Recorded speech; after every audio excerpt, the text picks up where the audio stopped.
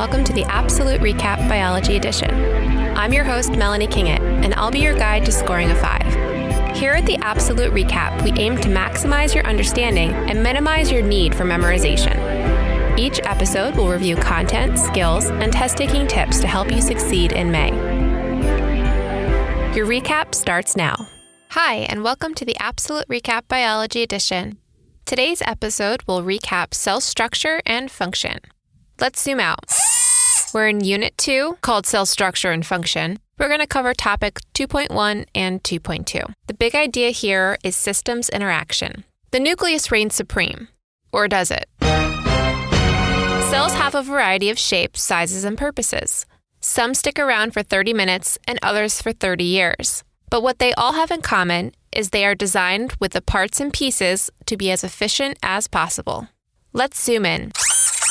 The cell is the most basic unit of life and is one of two main types, prokaryotes and eukaryotes. Prokaryotic cells will not contain a nucleus, nor will they have membrane-bound organelles. These cells include the domain bacteria and domain archaea. Pro, meaning before, and karyo, from kernel, or in charge. This is referencing the nucleus. Prokaryotic cells were the first to evolve in the history of life on Earth. In contrast, eukaryotic cells will contain a nucleus and membrane-bound organelles. EU, meaning true, so these are cells with a genuine control center. These cell types are found in the kingdoms Protista, fungi, plantae, and animalia. Most protists are unicellular, but fungi, plants, and animals will have eukaryotic cells combining to form tissues, at times organs, and even organ systems. The organizational hierarchy we see with multicellular organisms is reflected in cellular organelles as well. But membrane-bound organelles? What are those? And why don't prokaryotes have them? Are they less important? Stay tuned. One organelle that is found in all cell types are ribosomes. Ribosomes are made of rRNA, or ribosomal RNA, and protein. RNA is made up of nucleotides, and proteins are made of amino acids. The primary role of ribosomes is to produce proteins, but we're kind of wandering into the twilight zone a bit here. What came first? The ribosome or the protein? Either way, we will revisit ribosomes in depth during the Central Dogma episode, where DNA transcribes into RNA, which translates into protein. Okay, back to membrane-bound organelles. These are structurally composed of phospholipids. Remember that macromolecule from episode 5? Phospholipids have polar heads and nonpolar fatty acid tails. Because the intracellular and extracellular environments are aqueous, the membranes are bilayered with the tails facing inwards.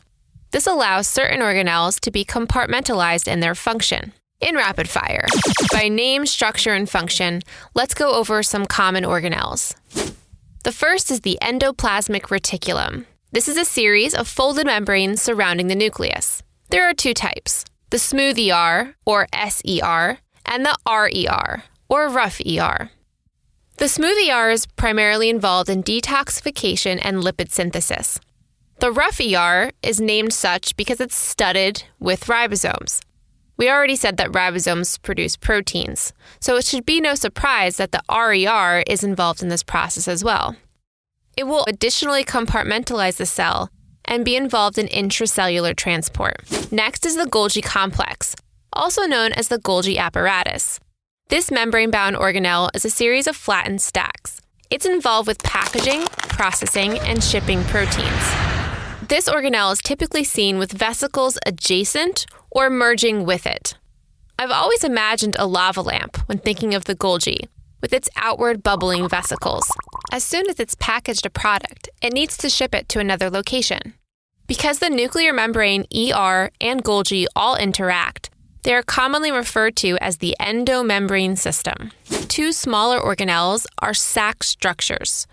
A lysosome has hydrolytic enzymes and is involved in cell recycling and apoptosis, or scheduled cell death. A vacuole is sometimes larger. It has a variety of roles depending upon the cell that it's found in. For example, in a plant cell, there is a large central vacuole that holds the extra water. turgor pressure will increase as the vacuole fills with water.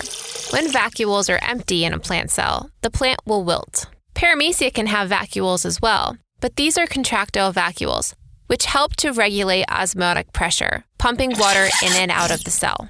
Two of our organelles are energy transducers that have double membranes. These are both pieces of evidence for the endosymbiosis theory. It is theorized that once upon a time, these organelles were once independent prokaryotes.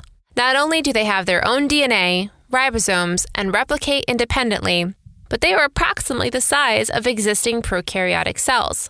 The first of these energy transducers is the mitochondria, which has a smooth outer layer and an inner layer folded into cristae.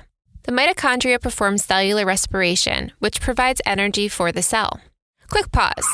What would be an advantage of having a highly folded inner membrane?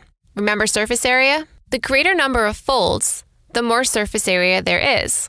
This means that more ATP can be synthesized by the mitochondria.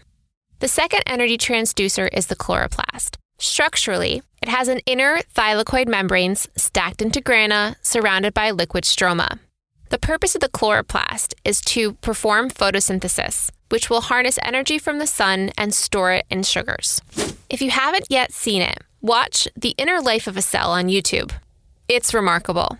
There is so much happening in the cell at one time, and this does a great job at showing the complexities and beauty of molecular machinery. Another great perspective is the Cellscape VR Biology guided tour. Simply use the YouTube app on your phone, or better yet, VR goggles. This will allow you to see the cell from the inside out and gives you an appreciation for just how grand the cellular show is.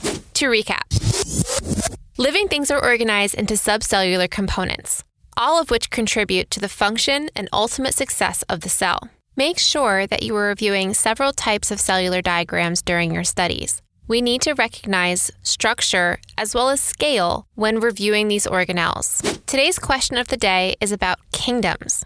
Which of the 6 kingdoms have cells that never have cell walls?